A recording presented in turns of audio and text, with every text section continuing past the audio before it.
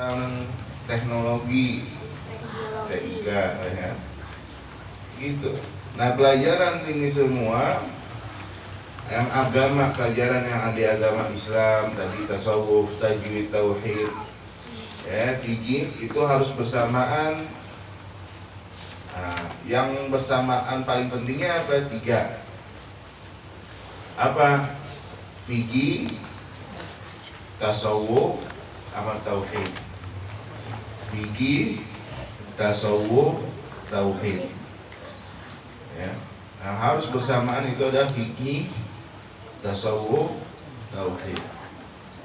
Ini sama dengan agama, rukun agama Islam. Rukun agama Islam 3. Apa pertama? Islam, iman, ihsan. Islam itu adanya di fikih. Ya, Islam adanya di fikih. Ya. Gimana caranya mengucapkan 2 kalimat syahadat, gimana caranya sholat, gimana caranya zakat, gimana caranya puasa, gimana caranya haji, itu adanya di fikih.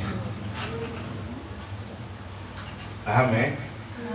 Jadi kalau kalian ditanya rukun agama ada 3, Islam, iman, ihsan. Pelajaran apa yang berhubungan dengan Islam itu fikih.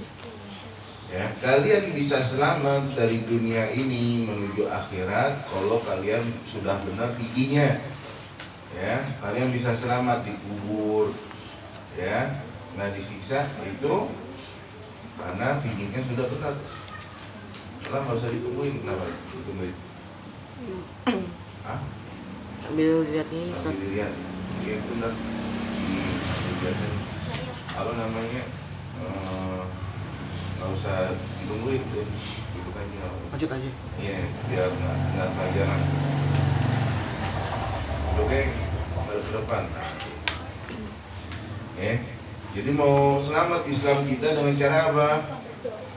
Gimana cara kita menyelamatkan Islam kita? Dengan belajar fikih. Hah? Dengan belajar fikih. Dengan belajar fikih.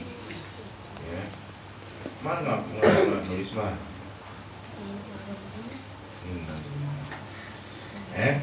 Kemudian gimana mau selamat iman kita? Bagaimana kita mau selamatkan iman? Iman artinya apa? Kepercayaan kita. Ya, gimana kita caranya menyelamatkan kepercayaan kita, iman kita? Dengan belajar tauhid. Dengan belajar tauhid. Ya. Tulis. Cara menyelamatkan iman dengan tauhid.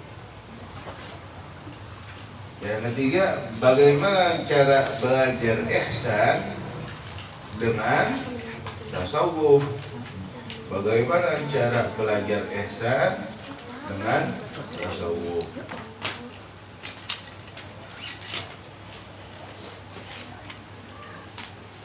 Jadi apa, ilmu apa yang harus bersamaan?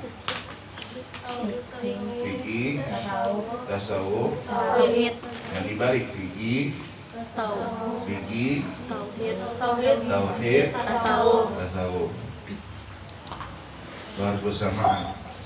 Baru kalian dengar apa udah lama kayak gini? Hah? Baru dengar. Jadi kalau tanya, kalau sifat bagi Allah ada 20, masuknya kemana? Tauhid. Nah, kalau misalkan kita nggak boleh dengki, kita nggak boleh sakit hati, itu masuknya kemana? Tasawuf. Kalau kita buang air kecil, terus nyarain caranya cebok, ya, udah paham tuh, ya. Ada banyak kata Nabi Muhammad itu di saat waktu Isra Mi'raj, di saat Nabi melewati Sidratul Muntaha, Nabi mau ke Sidratul Muntaha, itu Nabi dengar teriakan-teriakan orang minta tolong, ya. Di saat itu Nabi bertanya sama malaikat Jibril, itu siapa yang minta tolong? Wahai Jibril, itu dari umatmu. Kemudian kenapa dia minta tolong? Ya, karena semasa hidupnya dia tidak memperhatikan tata caranya ngencing. Disiksa gara-gara nggak memperhatikan tata cara ngencing. Nah, kalian mengencing, oke, di dalam rumah kalian, di dalam kamar mandi kalian. Apakah ada yang tahu bahwasanya kalian itu kencing dengan bersih? Dengan arti gimana? Air kotoran kalian itu tidak mempercik, nggak percik atau percik, nggak menyebar kemana-mana. Andai kata percikan air kotoran kalian itu kemana-mana, nempel ke tembok, nempel ke dinding yang lain, kemudian kalian nggak siram sehingga hilang, terus ada orang datang setelah kalian nggak sengaja bajunya nempel dengan tembok yang ada bekas percikan air kencing kalian, disitulah kalian bakal tanggung jawab sama Allah. Tuh orang pakai bajunya buat sholat, tuh orang pakai bajunya buat kemana-mana. Nah, dia nggak tahu, dia ngerasa bahwasanya bajunya itu suci. Sebab kalian ngencingnya nggak benar, akhirnya kalian dosa. Terus, di antaranya apa kebiasaan? Kita sudah ngencing, sudah ngencing.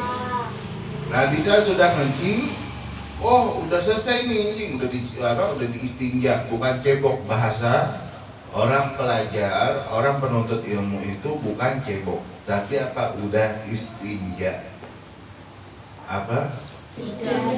Istinja. Jangan bilang cebok lagi. Istinja. Ya. Sudah istinja, oh udah selesai.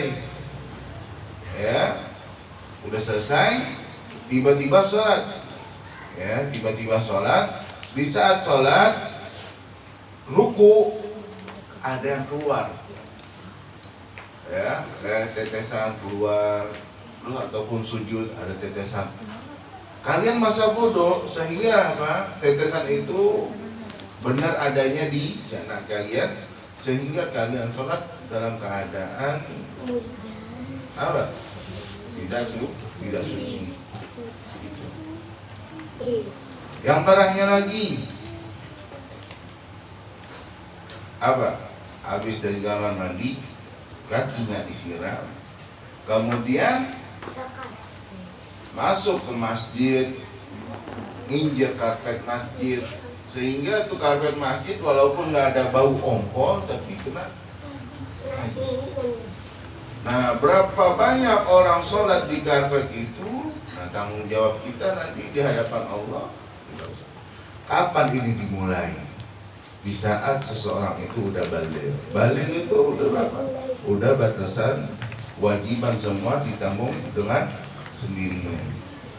Contoh, balighnya perempuan di umur berapa? 9 tahun.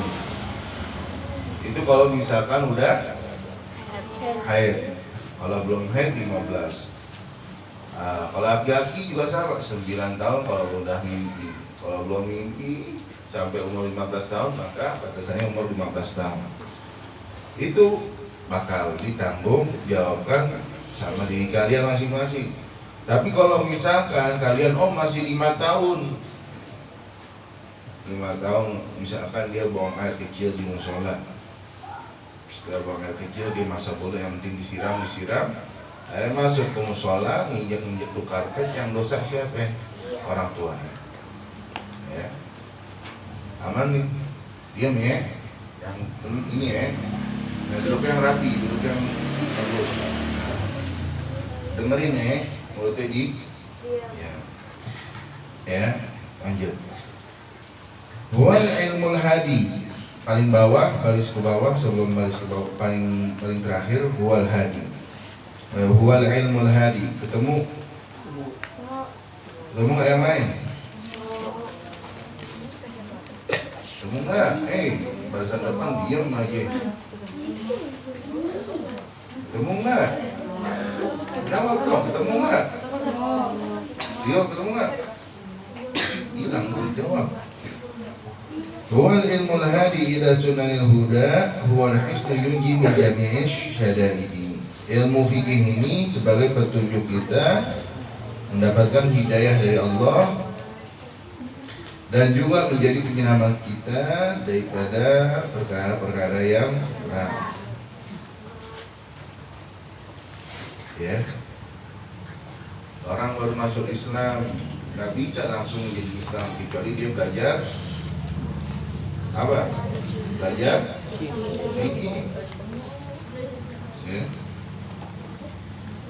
Nah, Ustaz juga yakin sama kalian nih, 90% dari kalian anak-anak di sini, 90% rata-rata sholatnya, wudunya itu dengan ikut-ikutan.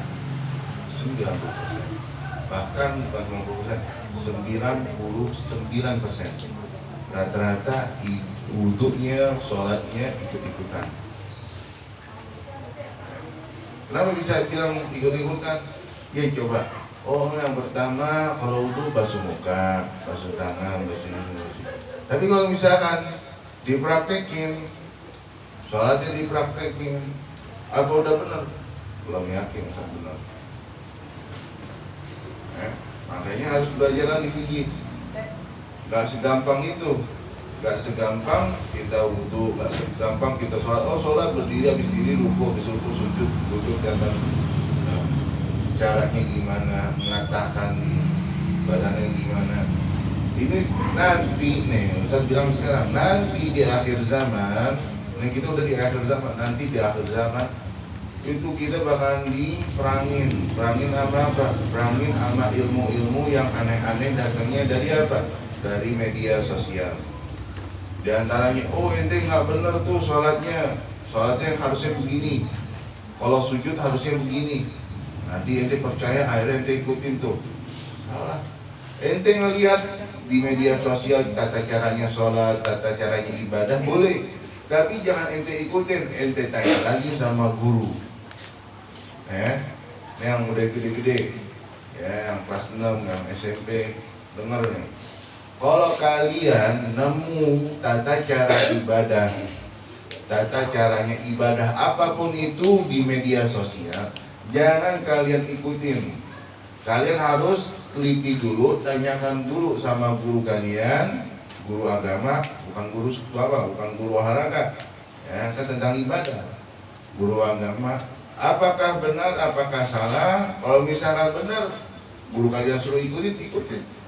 Kalau nggak benar, jangan kalian ikutin. Ya.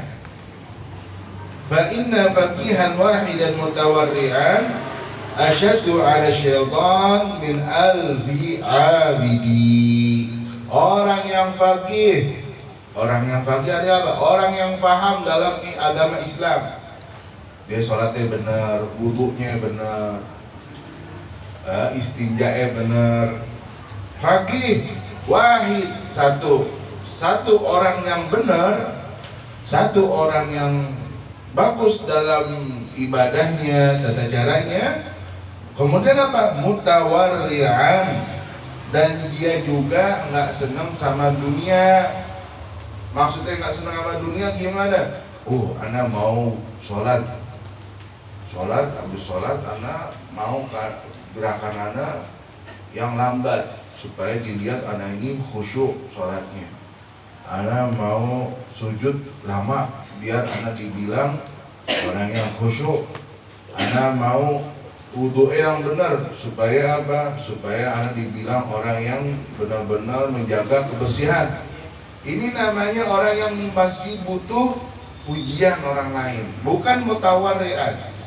Anak mau sholat di musola supaya anak dikasih duit sama mama anak, bukan mutawarri'an. Mutawarri'an itu apa? Nggak butuh dunia. Anak sholat, anak dipandang Allah. Anak nggak sholat, anak dihukum sama Allah. Itu udah. Jangan apa? Jangan ada hubungannya sama orang lain. Anak sholat, kira-kira sholat anak benar nggak? Kira-kira sholat anak bakal diterima nggak sama Allah? Kalau misalkan anak nggak sholat, Anda takut gak sih sama Allah? Gak kira kalau Anda sholat ini ada yang ngomelin Anda? Anda sendirian, Anda ini. Nah kalau misalkan orang di hatinya nggak ada rasa takut bahwa ada ancaman yang meninggalkan sholat, berarti ini masih orang yang cinta dunia. Ya. Di kamar mandi, ya, orang yang takut sama Allah pasti dia nggak bakalan aneh-aneh di kamar mandi, nggak lama, ya. Dalam kamar mandi kan nggak lama, ya, nggak nyanyi-nyanyi, ya.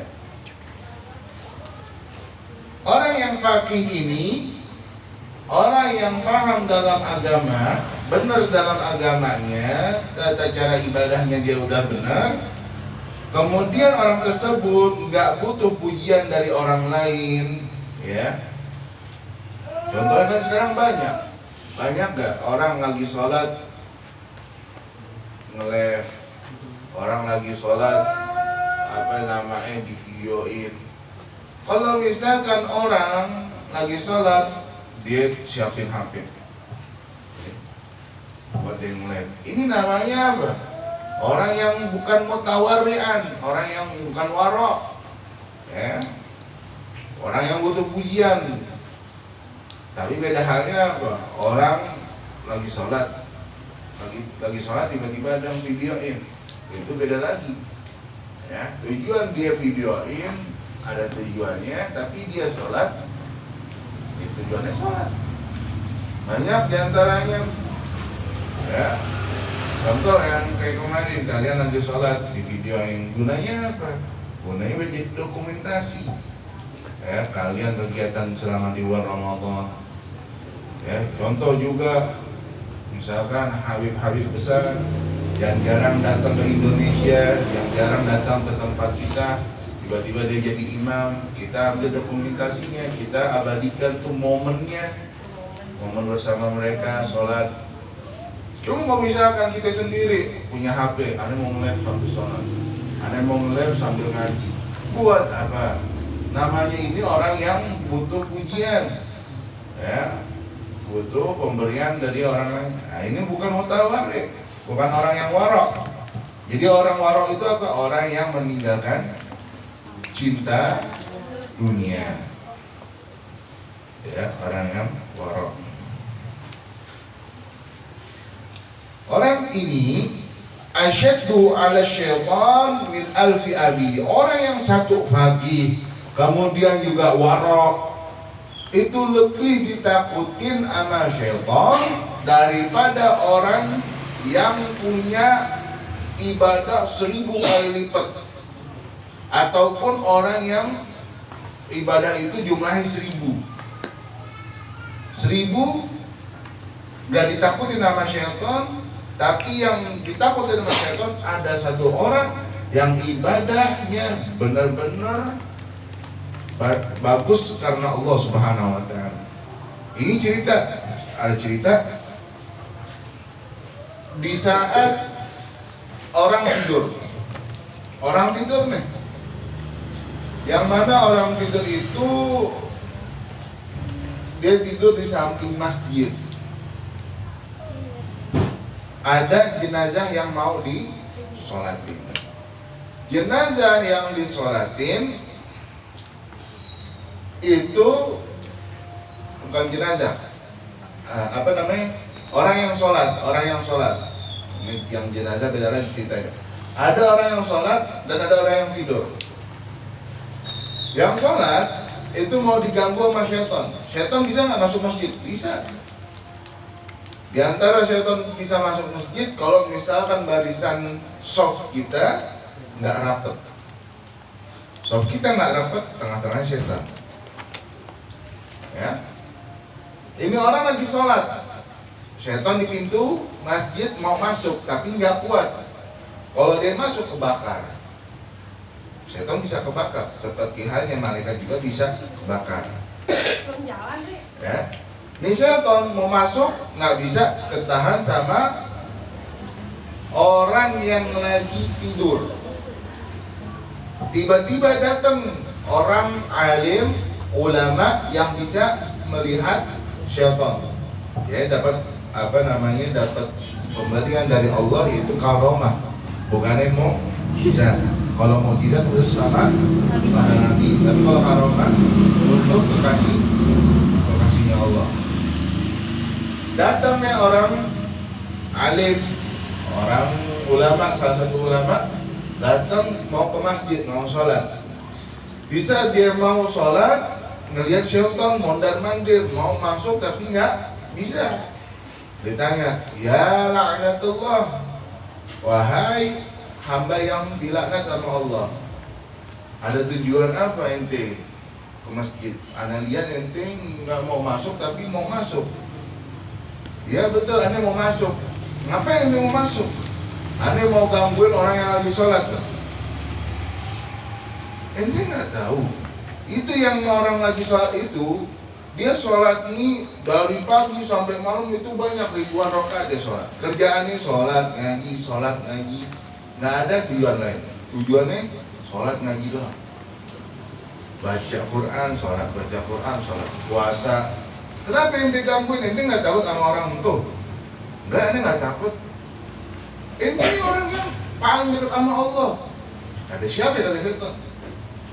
Akhirnya, terus kenapa ente nggak mau gangguin orang tersebut? Iya, ane kalau misalkan ane masuk ke masjid gangguin nih orang, ane kebakar. Kok bisa kebakar? Ane takut bukan sama dia. Ane takut kebakar sama orang yang tidur di masjid itu. Kok bisa orang tidur ente takutin, orang yang sholat ente nggak takutin? Kata syaitan apa? Orang yang tidur itu dia ibadah kepada Allah tapi dia tahu caranya. Orang yang lagi ibadah kepada Allah, lagi sholat di masjid tapi nggak tahu caranya. Makanya anda lebih takut sama dia. Kan dia tidur katanya orang alim. Kan dia tidur. Walaupun dia tidur, nafasnya dia itu yang bisa membakar. Dari situ apa? Menjadikan orang yang benar-benar tahu agama Islam, caranya ibadah dan juga caranya dia paham syariat pasti bakalan selamat, nggak bakalan digangguin syaitan. Waktu itu juga itu cerita Al-Imam Ghazali, di zaman Imam Ghazali ada seorang ulama tiba-tiba datang nih syaitan, mau ganggu nih ulama. Ingat ya, ulama beda sama abid. Ulama sama abid beda. Ulama itu kata jumlah yang banyak untuk orang alim. Tapi kalau misalkan abid, ingetin, abid artinya orang yang rajin ibadah. Kalau ulama, orang yang mengetahui tata cara ibadah dan seterusnya. Bagusan mana? Bagusan alim dibanding abid. Paham nggak? Paham ya? Makanya dikatakan abdun. Abdun artinya apa? Hamba. Abdun, hamba. Jadi kalau misalkan ditanya mana yang lebih baik antara orang alim sama orang abid, mana yang lebih baik? Orang alim, bukan orang abid. Ya. Dia sholatnya yang banyak nggak? Enggak. Dia cuma sholat 5 waktu doang. Dia puasanya kapan? Cuma Ramadan doang. Terus ada orang lain, dia puasa tiap hari, setahun penuh dia puasa. Sholatnya banyak, setelah sholat 5 waktu, sholat sunnah, sholat tahajud, sholat duha. Mana yang lebih bagus? Kalau misalkan orang alim, dia cukup sholat 5 waktu dan dia mengetahui caranya sholat yang benar gimana, yang membatalkan sholat yang kayak gimana, terus cara puasa gimana, yang membatalkan puasa gimana. Dan yang abid ini nggak tahu apa saja yang membatalkan sholat, apa saja yang membatalkan puasa, maka orang alim itu lebih baik dibanding abid. Sholat 5 waktu lebih baik dibandingkan sholat yang banyak tapi nggak tahu caranya. Ini Imam Ghazali didatangin sama syaitan untuk godain orang alim. Setan ini godainnya gimana? Bukannya godain pakai zatnya dia yang nggak kelihatan, bukan yang gaib. jin, ingatin nih, setan, jin, kalau udah pasrah sama kita, godain kita, dia nggak berhasil, cara terakhir dia mewujudkan wujud asli dia. Tuh, ingatin, setan, jin, kalau udah godain manusia, terus dia nggak berhasil godain kita, dia bakal wujudin wujud aslinya dia kayak gimana. Makanya kalau misalkan kuntilanak, genderuwo, pocong itu bukannya setan yang benar-benar wujudnya kayak gitu. Setan wujudnya itu macam-macam rupanya dan sangat jelek bentuknya. Kalau kita lihat pocong cakep bentuknya, kuntilanak cakep. Kalau setan bentukannya jelek, nggak ada bentuk. Kalau dibilang nggak ada bentuk, ya coba lihat kuntilanak cakep, berbentuk manusia. Pocong berbentuk manusia. Kalau setan nggak berbentuk manusia. Maka kalau bilang setan apa itu kuntilanak, pocong, tuyul, genderuwo, ngapain ditakutin? Itu cuma ente lari, ente yang udah hilang. Nggak bakalan ente digores dibunuh, nggak bakalan. Dia cuma sebatas dapat doang. Kalau misalkan di film-film kan kuntilanak namanya bunuh kita, nggak ada kemampuan mereka bunuh, nggak ada. Ya. Nah, datang loh. Dia udah capek nih gangguin si orang alim, dia datang. Tujuannya apa? Ini, setan bisa menjelma berbentuk apapun. Ya, dia datang. Berbentuk apa? Manusia. Dia datang. Assalamualaikum. Waalaikumsalam. Nih, Syekh ini kebetulan mau keluar. Ya Syekh, boleh nggak Anda jadi khadimnya antum? Khadim itu apa? Yang nemenin, yang bantuin antum. Oh boleh. Ya udah. Katanya si Syekh, Anda mau keluar, siap. Setan, ingat, setan sangat cekat. Guru bilang Anda mau keluar, setan ngapain pertama? Ngambil lentera, tahu lentera? Ambil senter, yang kayak lampu penerang jalan. Nggak usah disuruh si setan. Nah, kalau misalkan ada murid yang pakai disuruh, tadi itu bangku, bangku, nah, kalah sama setan. Makanya dibilang setan itu hambanya Allah paling disayang. Setan, bayangin di surga, setan di surga nggak ada sedikit pun celah jarak di surga kecuali setan itu udah sujud di surga. Area manapun setan udah sujud di surga. Manusia, malaikat, Allah, setan lebih disayang sama Allah. Kenapa dia bisa dikeluarin sama Allah? Karena dia itu cintanya sama Allah, bukan cintanya sama Adam. Dia tujuannya sujud kepada Allah, bukan sujud sama Adam. Tapi ingat, si setan imannya kurang. Karena apa? Karena diperintah sama Allah untuk sujud kepada Adam adalah sama juga si setan itu sujud kepada Allah. Si setan nggak mau, akhirnya dikeluarin. Ini setan ini orangnya cekatan, pinter, ya. Dibawain tuh lampu jalan. Udah. Pulang. Si gurunya ini sholat, si setan sholat.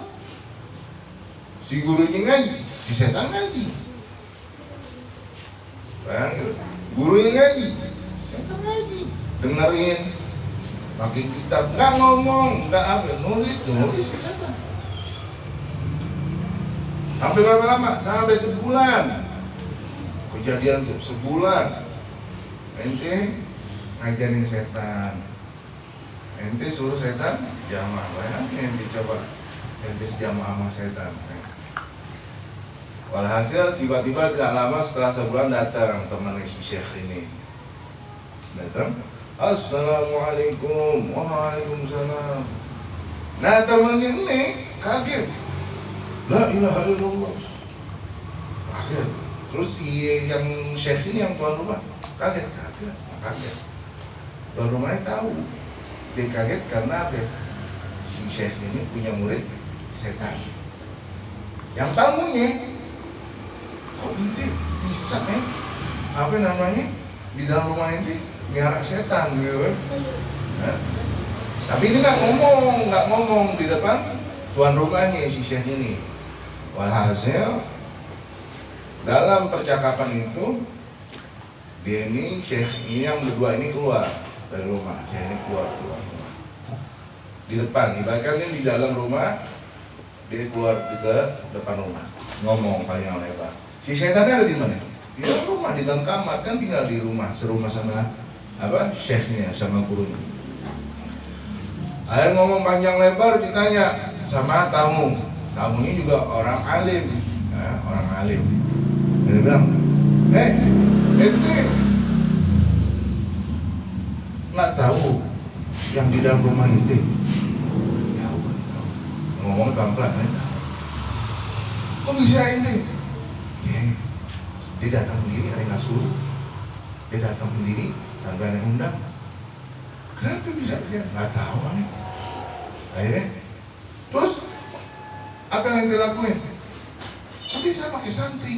Waktunya sholat, waktunya ngaji, waktunya ibadah. Oh, berarti udah lama sama itu. Udah banget, sebulan. Akhirnya si Syekh ini yang tamunya ini apa namanya, keceplosan. Oh, bisa juga ya setan nih apa namanya, rajin ibadah gitu. Bisanya ya nggak tahu deh yang namanya siapa yang datang ke aneh ngaji sama aneh harus ikutin aturan aneh.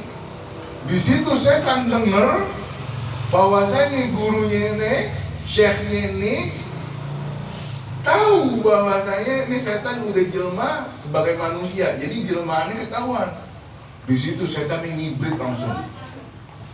Ngibrit. Kenapa bisa ngibrit? Karena kata si setan, aneh percuma sebulan jadi santrinya dia untuk apa? Untuk menggoda nih orang, tapi aneh ketahuan juga sebagai setan. Ibarat kata aneh berusaha untuk membujuk dia maksiat, membujuk dia untuk hal-hal yang lain, tapi aneh udah kebongkar duluan. Akhirnya gitu si syekhnya ketawa karena tahu bahwasanya apa, setan mau mencoba menggoda syekh. Banyak kejadian-kejadian kalau kita dekat sama Allah dari Islam ke iman, kemudian ke ihsan, itu pasti kita bisa dapat sesuatu yang aneh-aneh. Seperti hanya apa? Seperti hanya ulama-ulama yang tadi. Itu juga apa di antaranya Syekh Abdul Qadir Jailani. Syekh Abdul Qadir Jailani pertama diuji sama setan apa? Diuji sama setan junub, tahu junub? Mimpi basah selama 40 hari 40 malam. Dan keadaan musim itu musim dingin.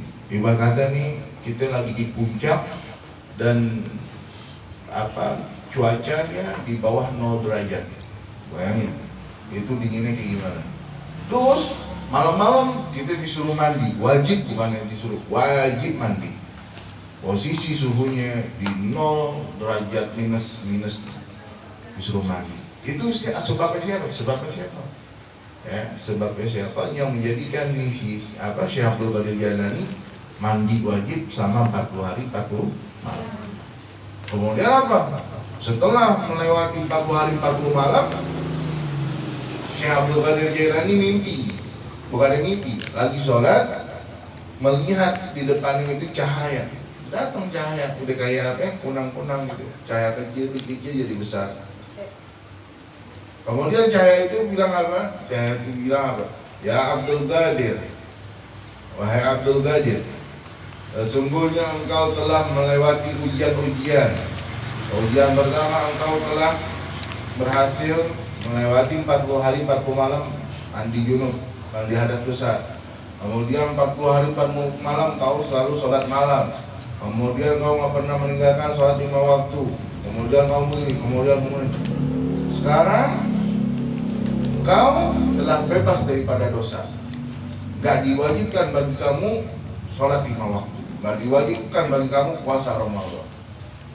Dan setiap apa yang haram menjadi halal buat kamu. Enak gak? Enak. Itu wajib. Apa kata Syekh Abdul Qadir Jailani?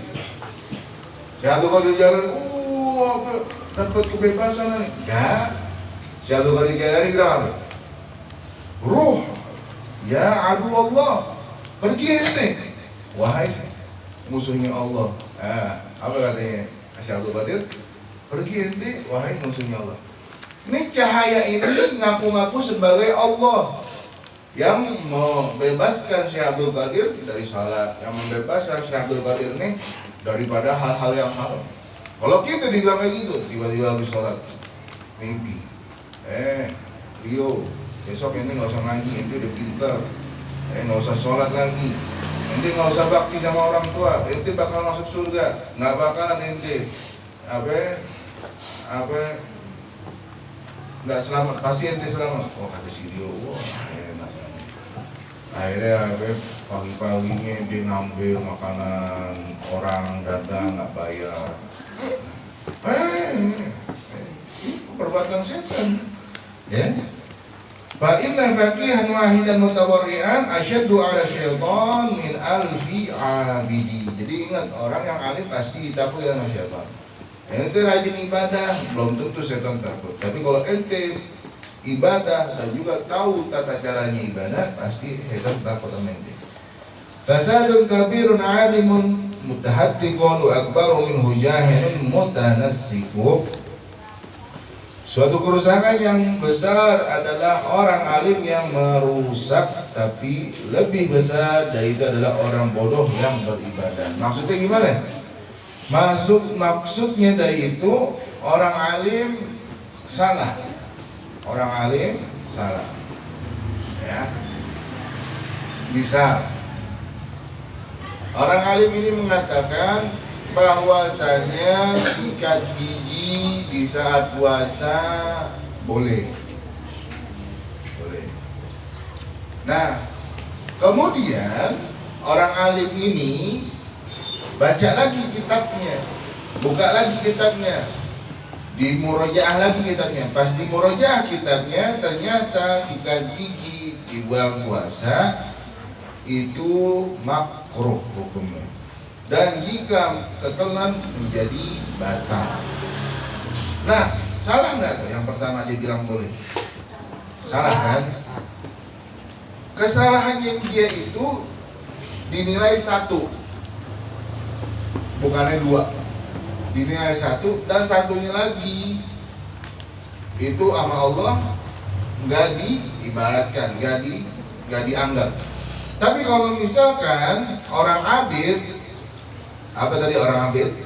Orang yang beribadah, jahilun, bodoh. Orang yang ibadah bodoh. Contohnya orang ibadah bodoh gimana? Dia puasa. Oh puasa. Oh imsak ya, jam sekian, habis imsak azan. Tiba-tiba dia bangunnya pas imsak.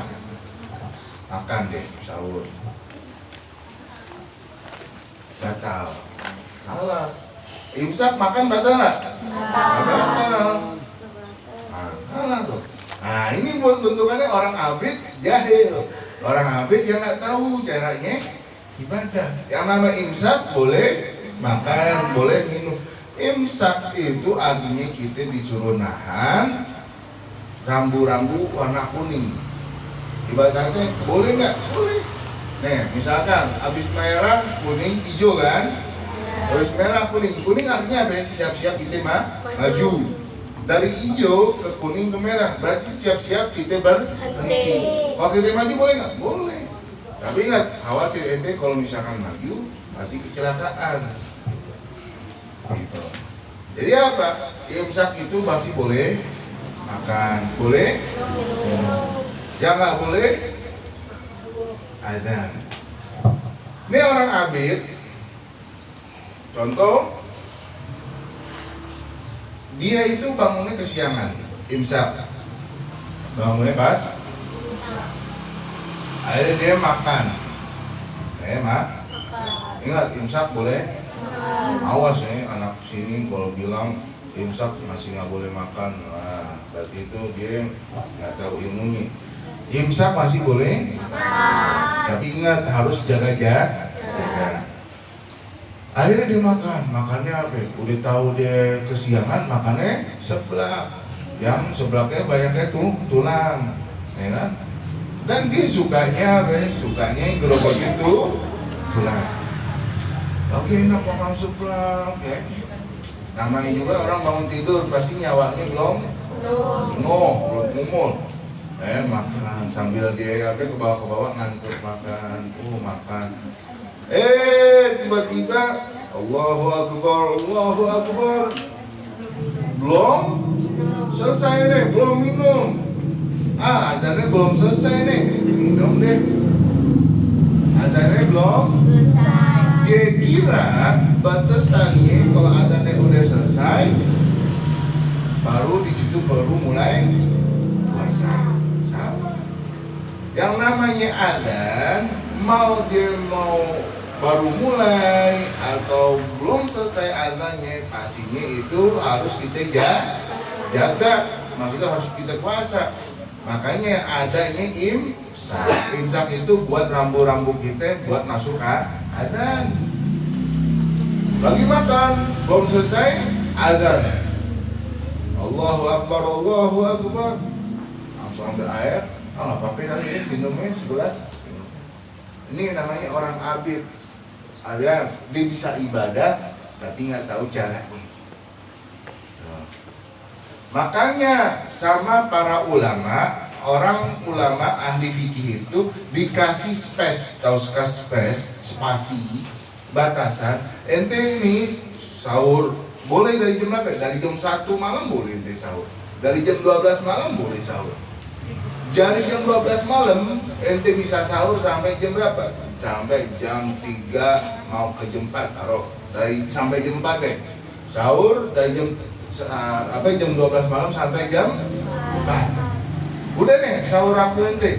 Nah dari jam 4 sampai setengah 5 ente waktunya sikat gigi, kumur-kumur, kalau mau minum supaya 5 menit atau 10 menit sebelum azan itu udah bersih mulut ente.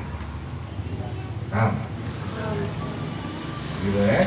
Jadi gunanya imsak itu apa? Buat jaga-jaga ente supaya nggak kelewatan azan. Ya. Huma fitnatun fil alamina azimatun liman bihima fi dinihi yatamassaku.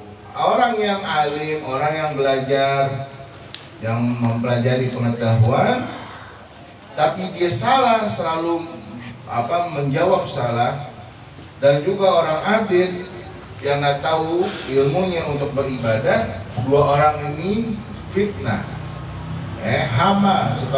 seperti virus di dalam dunia ini dan juga di dalam agama ini, ya.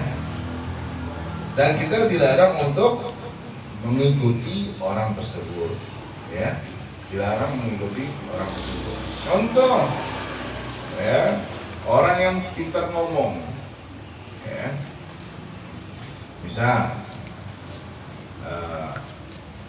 contoh si Radit bilang, saya dapat ilmu di mana? Di TikTok. Katanya ada orang bilang nggak boleh di rumah itu memajang foto makhluk. Katanya malaikat rahmat gak bakal masuk ke dalam rumah yang ada foto-fotonya. Ustadz banyak nih foto-foto nih. Berarti rumah Ustadz jauh dari rahmatnya Allah. Gitu kan? Dia dapat ilmu dari TikTok.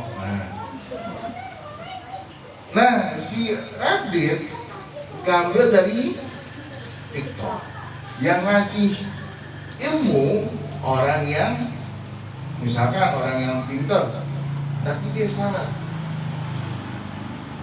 sehingga dipahamin, dihafalin sama Radit bahwasanya orang yang memajang foto di rumahnya malaikat rahmat gak bakalan masuk. Kira-kira bahaya nggak jadinya? orang yang pahamin. Oh berarti nggak boleh masang foto di dalam rumah. Kata siapa? Kata orang di TikTok itu tuh. Jadi bahaya nggak? Bahaya. Akhirnya di sekolah dibilang, Pak, Bu, itu foto presiden cabut.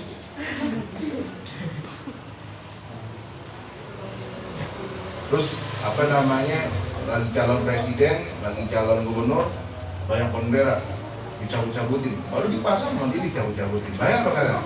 Bahaya. Ini adalah bahaya buat siapa? Buat si Radit dia nggak tahu ilmunya, nggak tahu apa-apa, tiba-tiba nonton, asal dengar, asal pakai itu ilmu. Makanya jangan sembarangan ngambil ilmu. Makanya dibilang huma fitnatun fil alamin azimatun liman bihima fi dinihi yatamassaku. Orang yang alim tapi sering salah ngasih ilmunya, kemudian juga orang yang abid, orang yang rajin ibadah tapi nggak tahu ilmunya, dua-duanya itu adalah fitnah. Ya, fitnah itu apa artinya? Bahaya bagi orang lain di dunia maupun di dalam agama. Mudah-mudahan kalian bisa mengetahui sekarang nggak sembarangan lagi ngambil ilmu. Harus tahu dulu gitu. Yang bilang kayak tadi imsak nggak boleh boleh nggak kita puasa mobil? Boleh. Ada yang bilang kalau misalkan nangis puasanya batal. Kecuali ente nangis, air itu banyak kayak air hujan, kemudian ente tampung, ente minum. Boleh nggak nalan ludah? Ente nggak nalan ludah gimana ceritanya? Gitu. Jadi jangan sampai ente punya ilmunya dapetnya dari orang yang nggak tahu. Jangan asal ngambil ilmu, nanti terapa? Tersesat. Wallahu a'lam bishawab. Asyhadu an la ilaha illallah, astagfirullah, as'aluka al-jannata wa na'udzu bika minan nar. Asyhadu an la ilaha illallah, astagfirullah, as'aluka al-jannata wa na'udzu bika minan nar. Asyhadu an la ilaha illallah, astagfirullah.